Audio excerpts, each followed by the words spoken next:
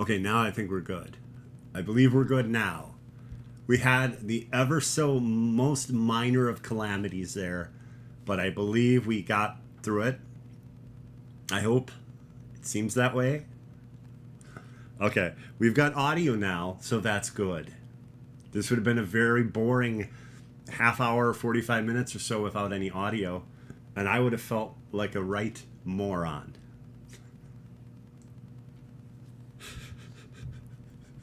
Everybody, I hope you're having a great whatever time it is you're watching this. Again, it's Hoarder's Comic Flex. You may not have heard that because there was no audio. So, but now there is.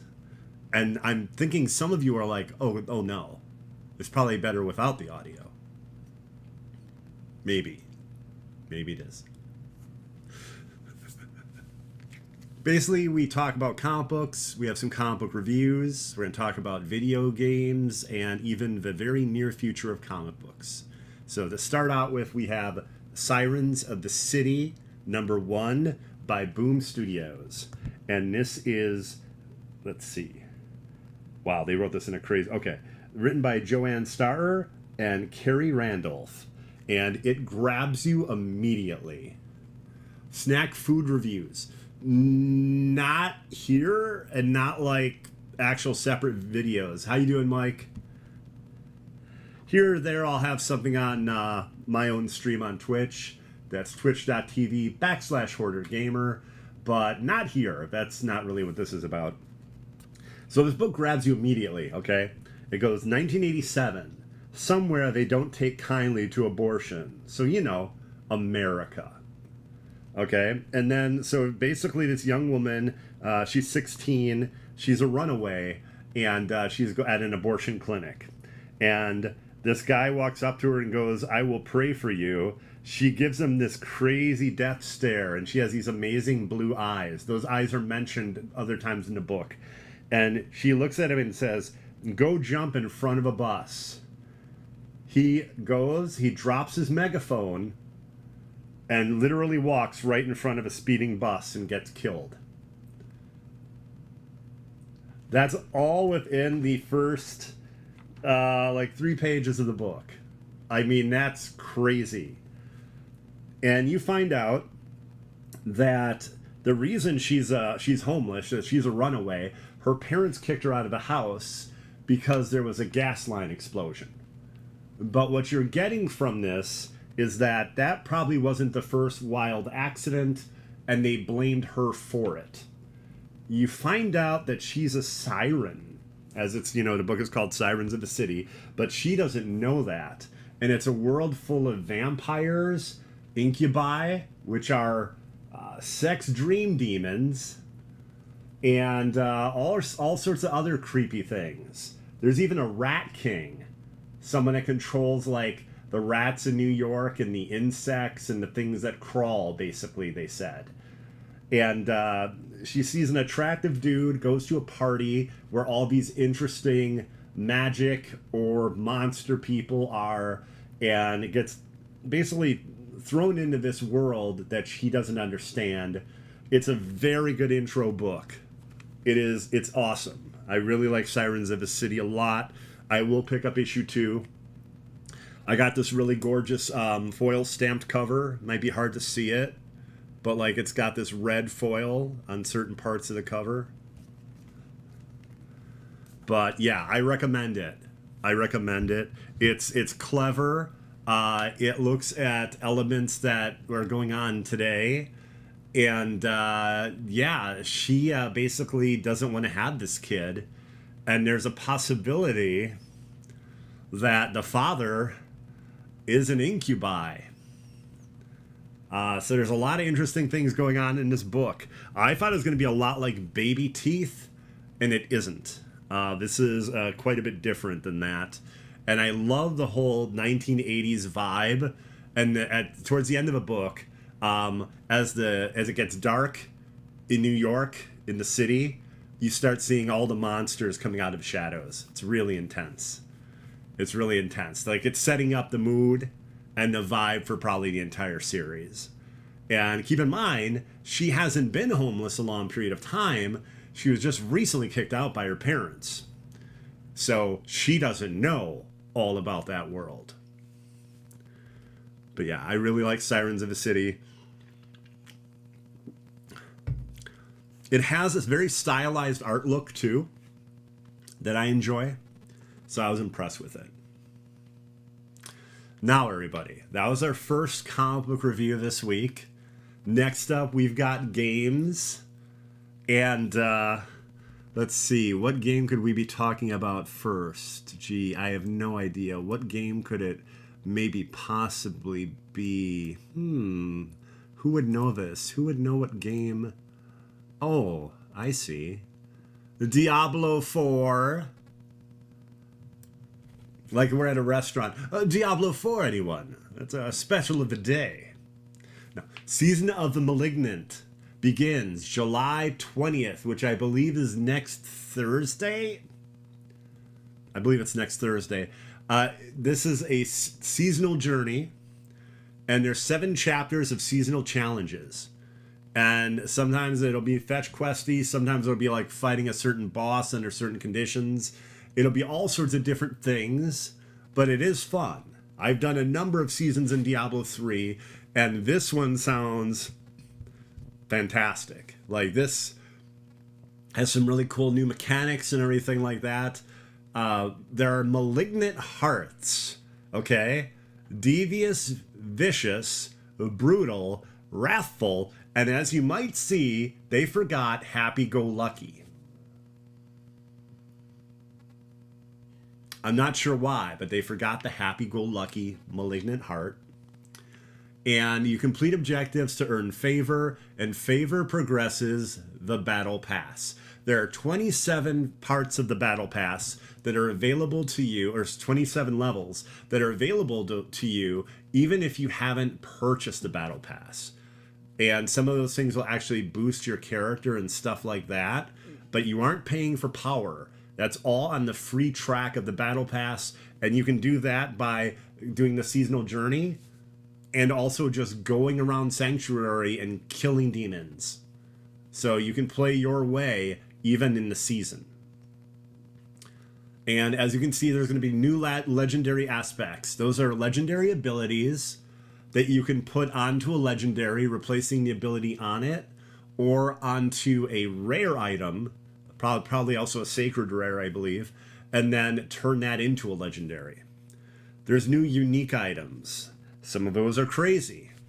There's apparently, I have to find out if it's a glyph or an item, something that turns your wolves into werewolves. So if you're doing a werewolf build, all of a sudden your wolves become werewolves, which is nuts. So there's some really insane, unique powers that completely change gameplay. And uniques, of course, are more difficult to get than legendary items. And they also added, at the end of the seasonal journey, once you complete it, working with, I want to say it's Cormand.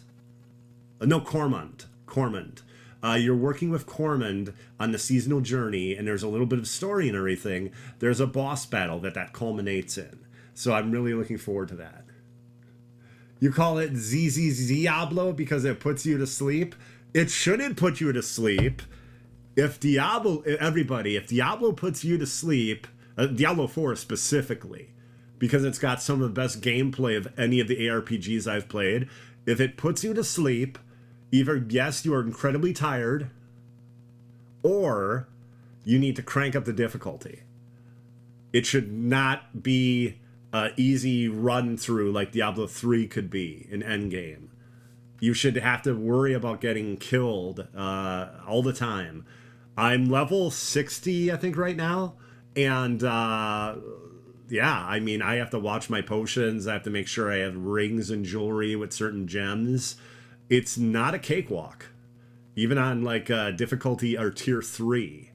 So I believe I'll make it to tier 4, but I expect it to be rather difficult. Okay, so there we are done with talking about Diablo. Fooled you! There's more Diablo. Okay, Diablo Immortal Blood Knight. If anyone plays the mobile game watching this, the Blood Knight shows up tomorrow. And actually, I apologize. It might be Friday. I can't recall the exact day.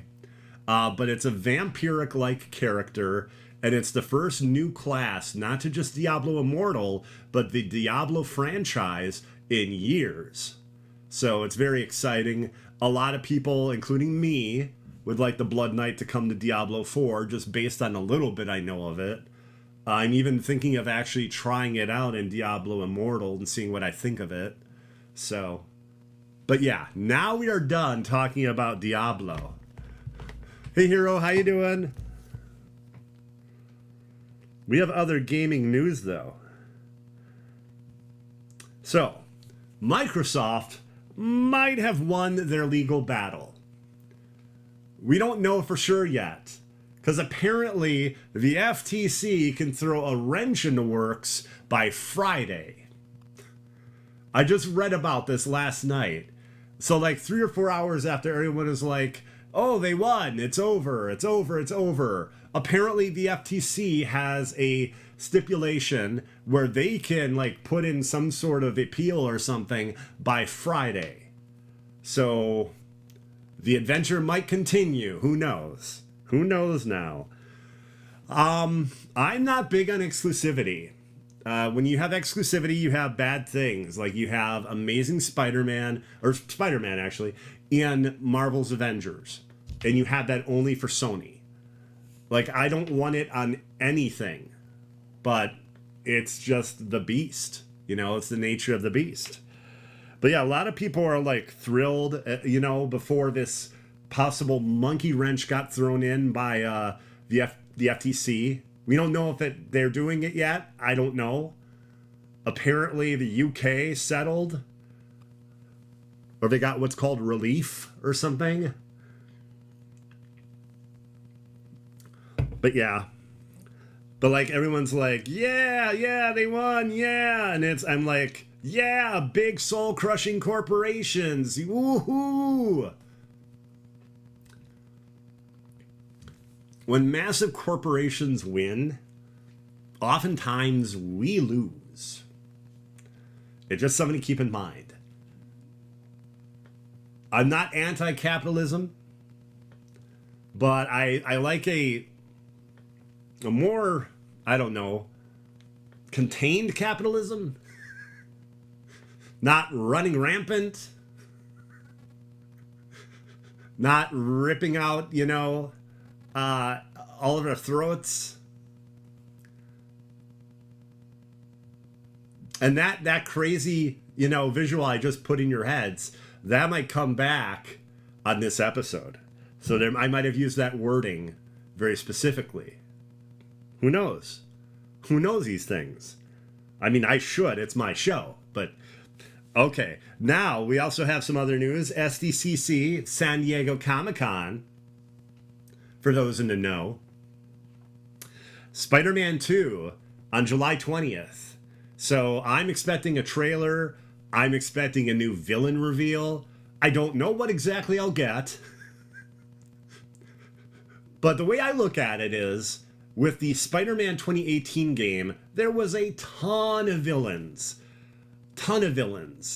Like, they showed, I think, a number of the Sinister Six, and yet there were so many more than that. Like, all we know for sure right now is, like, a Venom and Kraven. And there's been, like, rumors and hints of other characters, like maybe Prowler and things like that. But, you know, Wraith is rumored. We don't know that for sure. So they have a lot they can show. Oh my God. Mike just said the FTC did appeal. Wow.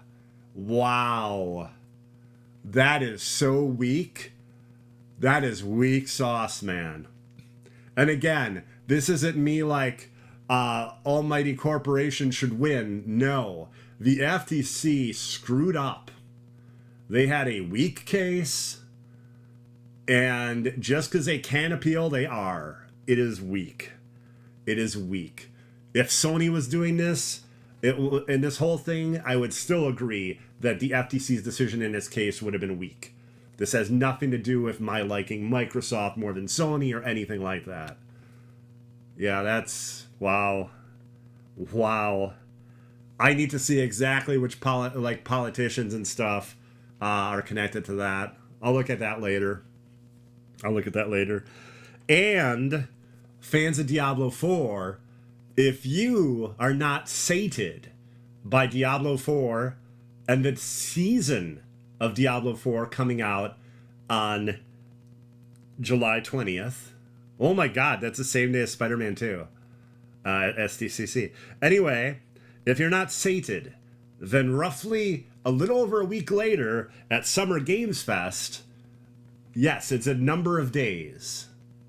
I think it's more like over the course of a month or two. It's not like just a one-day thing. Summer Games Fest, July 28th, Path of Exile 2.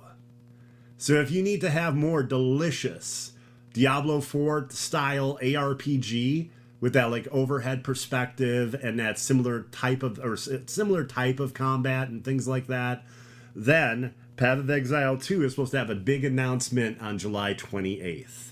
If I were to guess, I would think it would be a closed beta, maybe a release date. The rumored release date that I remembered hearing months ago was going to be early 2014. So I don't know if that's changed or not. It's the weirdest thing with that game, by the way. It sounded like it was going to come out real soon. There was going to be a beta real soon. And then all of a sudden, this message came up from, I believe it's Grinding Gear Games. And they were like, don't expect it anytime soon. And then, like, at that point, there were whispers that it could be 2015 or...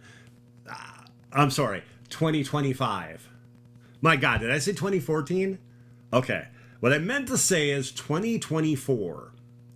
2024, so next year. Early next year. And possibly going all the way to some point in 2025. Like, who knows until we find out from Grinding Gear Games what's going on with Poe 2. The big thing is, it basically, Path of Exile 2 and 1 is basically the big idea of having it like on the same, I believe it's going to be, oh my God, whatchamacallit 5. Unreal 5. I think it's all going to be on Unreal 5. And it's a 7-chapter campaign. And it's supposed to bring in more new players too, not just the old school players. So I would expect them to change some things up and make endgame a little less difficult. You almost have to have like a calculator and a pen and paper to understand endgame gearing from what I've heard. It's like, wow. Okay. I mean, I'm sure that's cool for some people, but like for the majority of people that play games, that would drain the fun out of it. You know, I don't have to get that strict with Diablo 3 and so far not Diablo 4. I guess I'll see, you know. But that is all of our gaming news. We are done with video games for this week. Next up, we are going to toy around a little bit, everybody.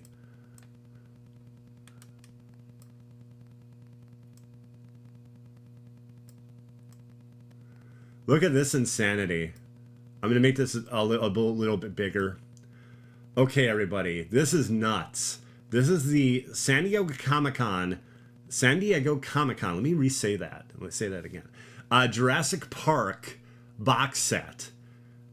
It's part of the Hammond collection. So it's more detailed figures. So I believe that's going to be a 6-inch Steven Spielberg you see there. With camera, director chair, and a dinosaur. $30. Now, I'm expecting this will sell out at San Diego Comic-Con. And maybe Mattel won't have any available after. I don't know. But man, look at that. It's a clapboard. And if you look real carefully at the top, you can see that there's a little pin or like a little thing so it can actually clap up and down like a clapper when they're making movies. Look at that. I think that's awesome. Like, not just the contents, but the actual packaging and everything. And for that to be 30 bucks, I thought that was really neat. But I expect that to sell very quickly. So, I don't know what I'd recommend here. eBay, Amazon resellers, maybe Mattel's website, but that stuff's all touch and go. That's usually based on if there's any left over after the convention. And sometimes there might be like some in a warehouse or something like that, but not many. But I gotta say, for the price and what this is, I think it's one of the coolest San Diego Comic-Con exclusives I've seen.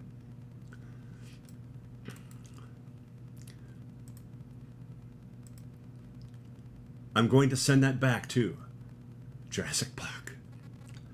Okay, next up.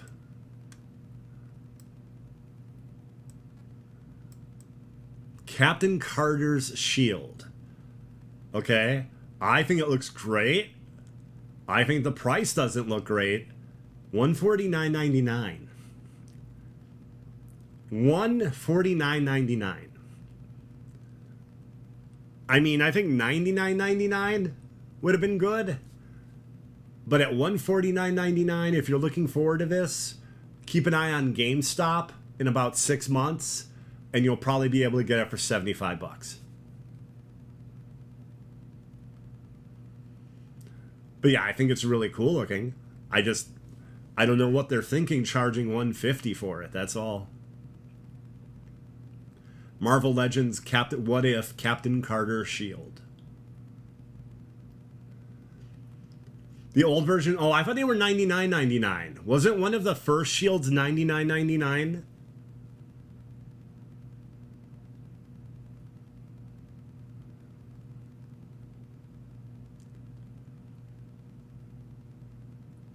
For 80 on sale. Yeah, I mean, like I said, if you're interested in it, keep an eye on like Amazon.com, GameStop. I expect you'll be able to get this for like 75 bucks.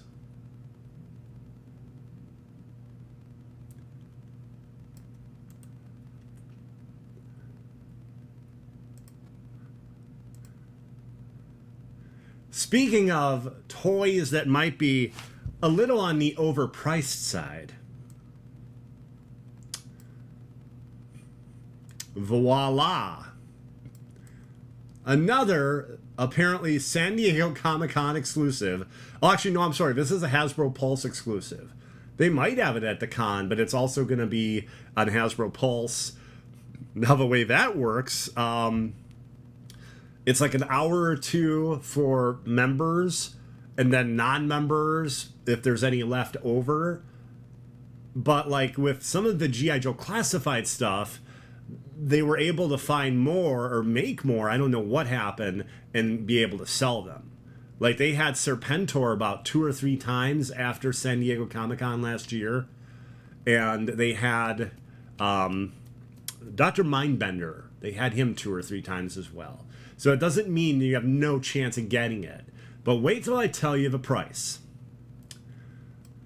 So, as Jay Shockblast said, I'm paraphrasing, you get 2 peg warmer stormtroopers in the 6-inch scale, and you get Starkiller, also known as Galen Merrick. You get, looks like 2 lightsabers. You get this crazy blast plastic like type of thing. You're able to basically recreate the cover of Star Wars Force Unleashed, which is very cool. The thing that isn't cool is the price. It's $110. $110. Now, if you're breaking this up, okay, you could say, being generous, the Stormtroopers like 25 bucks a piece. Okay? Maybe even less, just because it looks like they're the regular 6-inch Stormtrooper action figure. If that's the case, maybe they could even just charge 20 a piece for them. So like 40 right there. But right now we're going with 50. 50 for the 2 stormtroopers, and then Galen Merrick another 25 or so. With the accessories, we'll say 30. Okay? That gives you a price of $80, not $110. I don't know where they get $110. Right now, and what I said on Twitter, it might be based on the cost of the license, and that the license cost went up. But I just got to say, at $110, I don't think that's great value. At $110, does anyone watching right now think this is great value? You can also put that in the comments, too, if you're not here live. Again, don't get me wrong, it's really cool. It's really cool, like $30 less.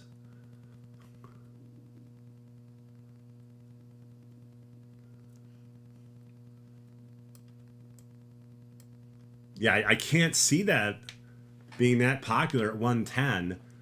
And one thing, though, to keep in mind, though, things like this, like PulseCon, San Diego Comic-Con, it's kind of like Christmas, where people will just go a little crazy and spend more than they're going to. This is a really cool collection. I could see someone saying, like, this is the one thing I'm getting from PulseCon. Price be damned. I could see that. I can totally see that. But I just think the value at $110 just isn't there. Okay, let me send that to a galaxy far, far away. Okay, everybody. We had our first review, first comic book review. We talked about video games. We toyed around. Now it is time for us to look into the future. All the way to 1 week from today.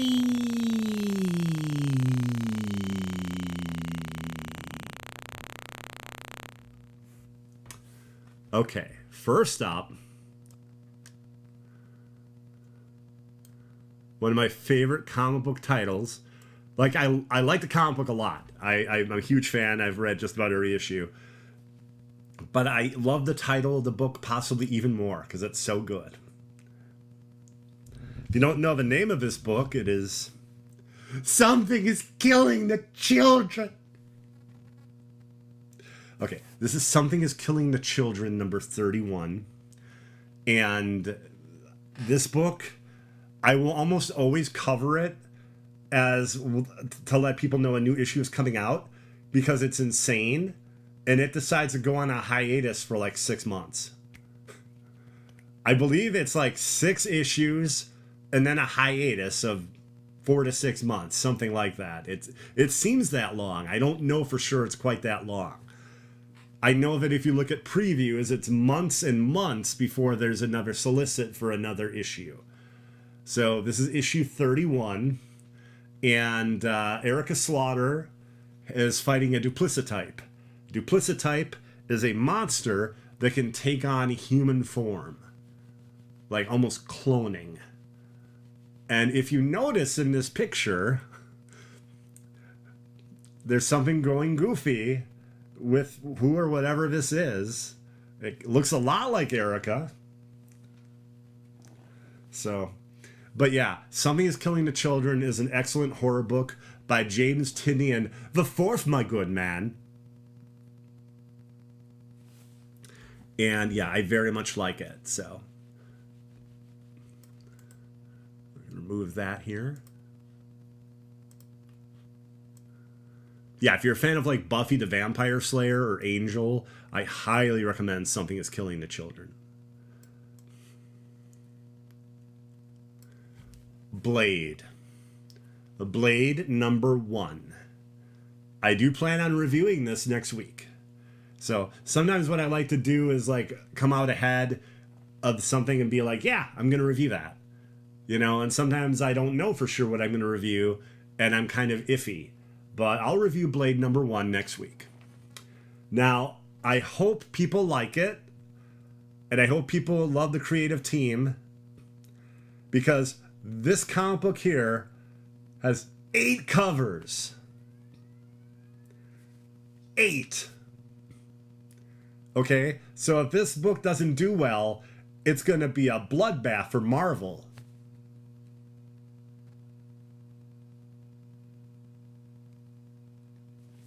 Okay.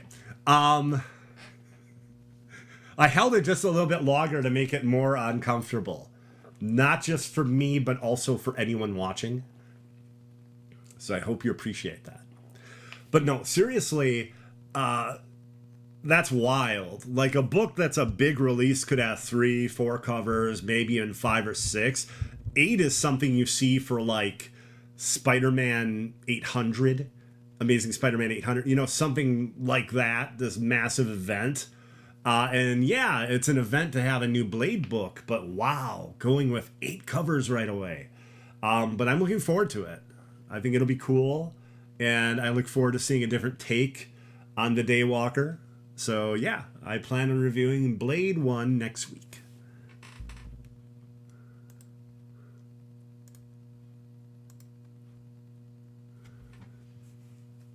Some comic book YouTube showmakers gotta ice skate uphill.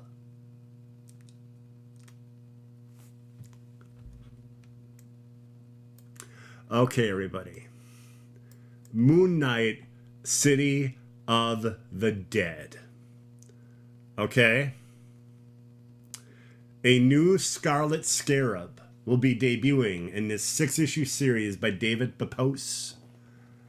And it ties in directly, what a coinky-dink, right? What a coinky-dink. To Moon Knight 25, which came out today, which is a huge, like, double-sized issue and changes the status quo of the book. And yeah, then this 6-issue series, Moon Knight, City of the Dead. So I think that's really cool. I like Moon Knight. Jed McKay's take on it has been fantastic. His run has been really good. And David Pepose is really good. And he did this awesome book with the Punisher and Conan. I want to say it was Dark Avengers, but I'm sure I got the title wrong. But yeah, it was really good. And he got, like, I want to say 2 arcs.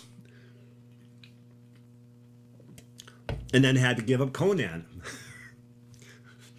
Because the original owners got control of him again. So, but yeah, I'm really looking forward to this. I think Moon Knight City of the Dead's going to be great. And like I said, Moon Knight has been fantastic. So, yeah, this is something to be excited about. This has quite a few covers too, but only like 4 or 5. Not 8! Okay, let me remove this here. And now, the secret comic book. The secret comic book that wasn't announced until like 2 months ago. Big Game. The Magic Order. Wanted. The Kingsman. And Nemesis. All the Mark Millerverse characters in one series. Big Game. So the Nemesis miniseries that came out had a huge shocker at the end. And it was basically that it was rolling into a new series featuring, like, most of the characters Mark Miller has ever created under Image. And that's crazy. Like, I expect this to be insane and incredibly violent, as, you know, this might also connect to Kick-Ass. Kick-Ass might be part of this as well. But yeah, this is going to be a very interesting book. And it was top secret until the final issue of Nemesis. It might have been Nemesis Strikes Back. I can't remember exactly. I used to have a copy of it right there, issue 2. Oh well, it's not there now. But yeah, Big Game should be a big book next week. Like, this is kind of like their take on the Avengers, or Mark Miller's take on the Avengers. So, yeah, this should be interesting. And Nemesis 1 and 2 are incredibly violent and incredibly screwed up books. Nemesis more than a lot of his stuff because it's not about a superhero. It's about, like, what happens when orphan Bruce Wayne becomes a psychopath and supervillain. That's basically what the concept of Nemesis is. But yeah, big game should be really cool. I'm interested in this.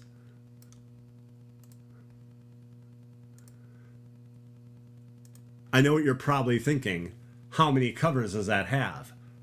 Off the top of my head, I don't know. I want to say it's like 3 or 4. Yeah, I think it was 3 or 4. But everybody, that was the future of comic books. Okay? Now, if there's any toys you want me to cover, any comic books you want me to cover, TV shows, things like that, feel free. Put that into comments. Let me know. I can't promise anything, but, like, who knows?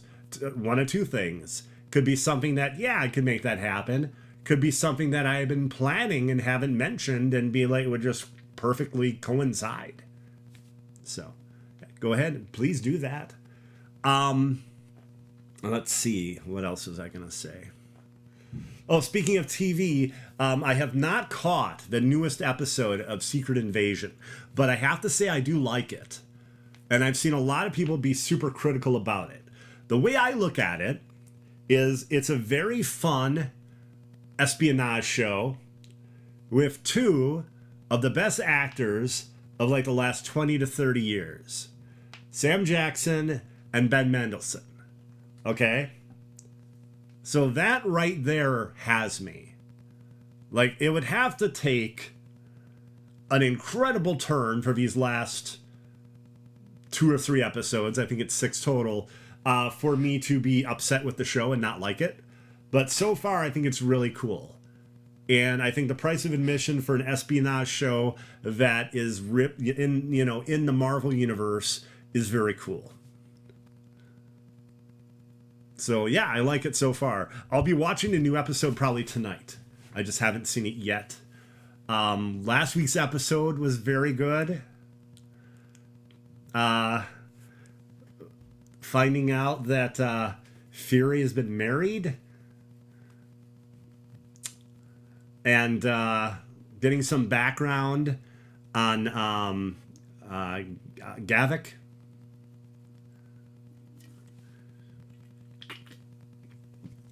It's been good. I like it so far quite a bit. Okay. Now before we end the show, we have another review. Another comic book review, everybody. And that is Night of Terrors #1. So, last week I reviewed Night of Terrors first... Maybe, was it First Blood? It was First Blood. I don't think it was First Bite. Night of Terror's First Blood and Night of Terror's Batman. Now, since then, I've had a chance to read Night of Terror's Poison Ivy and Night of Terror's Joker. And those were great. I will go so far as to say, of all the Night of Terror stuff last week, the Joker and Poison Ivy were even better than Batman. And I love Batman. They were even better than the Batman issue. So they were really impressive. So here we have the actual flagship book. Okay? First Blood, or Night Terror's First Blood, that's what you call like a prelude. You know, that's the beginning. Okay? And this is actually the main book. Usually when a company like Marvel, DC, Image, IDW has a comic book event going on, like a mini-series or multi-month event, there's going to be a book that's kind of like the flagship. The main book you need to get to have the gist of the main part of the story. And then all the other books are ancillary. And then, yeah, they would love you to buy all like 64 issues you would need over the course of 2 months, it's roughly around 32 for July and 32 for August. So it's roughly around 64 issues of comics, because every DC book, well, not every, almost every has an actual Night Terror series of 2 books. So one in July and one in August. So my recommendation is always not just to save money, but to save your sanity. Get the characters you love. Okay? Like, I've been reading Poison Ivy. I've been reading Joker, Batman. I'm also interested in the Shazam, Green Lantern, which came out this week. Those Night Terrors books. Get the characters you follow or the characters you love. Another option too, you could also focus on the writer and artist. Maybe it's a character you're not that into, but oh boy, your favorite writer and artist have taken on the mantle to do that 2-issue series for that character. Could be a really good experience. Night Terrors 1 is a very good experience. Night Terrors 1 makes a lot more sense. It's very well done. It is Boston Brand basically looking over his life and his death. And in case you didn't know this, he is puppeting Batman. If he didn't do that, Batman could be possibly murdered in Arkham Tower by Insomnia and these crazy nightmare creatures that he controls. So he, at the explicit screaming and angry Bruce Wayne telling him not to, has had to puppet Bruce in order to save his life. And he makes comments about, like, man, I've never taken over a body that was this fit before. And it's just these wacky things that Boston Brand would say. It's just really funny. And in here, Insomnia calls himself the god of nightmares. But what you find out is, when the Lazarus Rain fell, the area of Arkham that he was in, he got rained on by the Lazarus Rain. Because Arkham Asylum is, like, in terrible shape. You know, there's, like, holes in the roof here and there, and it's not well kept. And you find out, and Boston Brand realizes, oh, he was just a human being, but there's something that he won't let me see. And he said, it's the weirdest thing. The horrible things in his life are on the surface, but all his happy moments, everything that brings him joy, is locked up tight. And he can't get to that. And I thought that was very interesting. I thought that was a very interesting bit of information on Insomnia. And I don't want to ruin it, but Boston goes and brings someone back to life from the dead, and he's looking for the ultimate detective. And a very popular, like, hardcore fan favorite shows up again as a partial zombie. So I'm very interested to see what people think of this. The cool thing is, partial zombie, so not dead, not alive, but also able to talk and, like, you know, be witty and things like that. So, but I don't want to say who that is. I feel that would be too much of a spoiler. But it was very good. I don't think that every Night Terrors has been, like, completely dynamite so far in this series, but this flagship book #1 is great. First Blood was great. Poison Ivy and Joker were great. So this could be a really strong series depending on what characters you're into. Yeah, I very much like it a lot. And Insomnia is still trying to find the Nightmare Stone, and his belief is it's in the nightmare of one of the DC superheroes. But Boston Brand gets the reveal that kind of floors him, that whatever Insomnia did has put the entire world to sleep, except maybe a few hundred people. Robin being one of them, and we know Robin is trying to look into this and find out what's going on. But yeah, this has been really cool. And I love the idea of a horror anthology in July. You know, like there's the whole concept of like Christmas in July. And that's like kind of the thing where like all these stores like to have sales and everything. And they like, you know, it's Christmas in July. Well, it's very rarely Halloween in July. And I'm surprised that Night Terrors didn't happen like in October. I can't say for sure if I think it would sell more or the same as it does now. Although, if they have the timing right, they might be able to get some of the trades out for it by then. That might be a little pushing it, I'm not sure. July and August, September, October. Yeah, maybe by Halloween. Maybe by the very end of October. Also, I have no idea how they're going to do trades. Like the Batman, it's 2 issues. Superman, it's 2 issues. And then you have the other... So I don't know if they'll just do a big book that's going to have... No, they couldn't do that. That'd be like 64 issues. Like, I'm sure they'll do an omnibus collecting all the issues. And that'll be crazy expensive like those are. Like 125, 150 for a huge hardcover book. But they're going to do trades as well. They'll probably also do smaller hardcovers. So I don't even know how they're going to go about that here. Pretty sure they'll do it, though.